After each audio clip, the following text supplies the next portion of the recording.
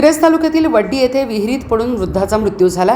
Sangli special rescue force आपत्कालीन पथकाच्या मदतीने सदरचा मृतदेह बाहेर काढण्यात आला। अप्पासो बसाप्पा नाईक वयवर्ष 70 राहणार गोळीबार रोड वड्डी असे मयत झालेल्या वृद्ध व्यक्तीचे नाव आहे। अप्पासो बसाप्पा नाईक हे बेपत्ता झाल्यानंतर ते पाण्यात विहिरीत पडल्याचा संशय आल्यानंतर त्यांचा शोध घेण्यात आला। संबंधित विहिरीवर डबा, चप्पल व पाण्याची बॉटल आढळून आल्याने त्यांनी विहिरीत उडी घेतल्याचा संशय व्यक्त करण्यात आला। या घटनेची माहिती मिळताच स्पेशल रेस्क्यू फोर्स आपत्कालीन पथक रात्री 12 वाजण्याच्या सुमारास तात्काळ घटनास्थळी दाखल झाले।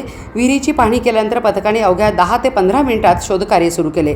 मध्यरात्रीच्या अंधारात पाण्यात उतरून अत्यंत धाडसाने शोधमोहीम राबवण्यात आली आणि अखेर रात्री 1:15 वाजण्याच्या सुमारास मृतदेह पाण्यातून शोधून बाहेर काढण्यात यश आले।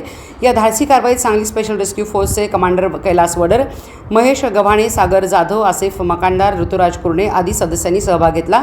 मृतदेह पुढील तपासणीसाठी महादेव वनखंडे यांच्या अँब्युलन्समधून मिरज शासकीय रुग्णालय येथे पाठवण्यात आला। या घटनेची नोंद मिरज ग्रामीण पोलीस ठाण्यात करण्यात आली असून पोलीस पुढील तपास करीत आहेत।